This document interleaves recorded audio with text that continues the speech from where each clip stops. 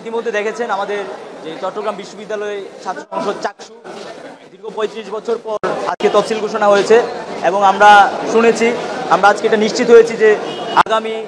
১২ই October ২০২৫ তারিখে চাকসু নির্বাচন অনুষ্ঠিত হবে। তো আমরা আমাদের জায়গা থেকে এই ৩৫ বছর পরেও যে চট্টগ্রাম বিশ্ববিদ্যালয়ের বর্তমান প্রশাসন, অভ্যুত্থান পরবর্তী প্রশাসন সেই চাকসু নির্বাচন আয়োজন করার সাহসটুকু করেছে, আমরা তাদেরকে সে ব্যাপারে অভিনন্দন জানাই, অভিবাদন জানাই, আমরা তাদেরকে স্বাগত জানাই। কিন্তু আমরা দেখেছি দীর্ঘ ৩৫ বছর পরেও এই চাকসু নির্বাচন অনুষ্ঠিত হতে যাচ্ছে, কিন্তু আমরা একটা ত্রুটিপূর্ণ গঠনতন্ত্র আমরা দেখতে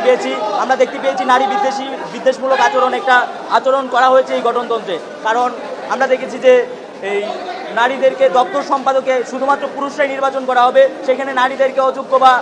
অকৃতকার্য বলে অলরেডি ঘোষণা করা হয়েছে। তো আমরা চাইবো, প্রশাসনের কাছে আমাদের অনুরোধ থাকবে এবং যারা নির্বাচনের দায়িত্বে আছেন তাদের কাছে আমাদের অনুরোধ থাকবে যেন দ্রুত সময়ের মধ্যে এই নারী বিদ্বেষমূলক যে গঠনতন্ত্রটি রয়েছে সেটি পরিবর্তন করে নারী এবং পুরুষ, নারী শিক্ষার্থী এবং পুরুষ শিক্ষার্থী, ছাত্রছাত্রী সবারই সমান অধিকার রয়েছে এবং এই নির্বাচনে যেই একটা ভোট যেমন নারী শিক্ষার্থীরা দিতে পারবে, ঠিক একইভাবে একটা ভোটেই পুরুষ শিক্ষার্থীরা দিতে পারবো। তো সেই জায়গা থেকে আমরা পরিষ্কারভাবে বলতে চাই, এই ত্রুটিপূর্ণ গঠনতন্ত্রে যদি নির্বাচন অনুষ্ঠান অনুষ্ঠিত হয় তাহলে এটা থাকবে এই চট্টগ্রাম বিশ্ববিদ্যালয়ের ইতিহাসে এবং বাংলাদেশের ইতিহাসে একটা ত্রুটিপূর্ণ নির্বাচন। তো সেই জায়গা থেকে আমাদের অনুরোধ থাকবে যেন দ্রুত সময়ের মধ্যে এই ত্রুটিপূর্ণ গঠনতন্ত্র সমাধান করে একটা সুষ্ঠু নিরপেক্ষ নির্বাচন অনুষ্ঠান অনুষ্ঠিত হয়। এবং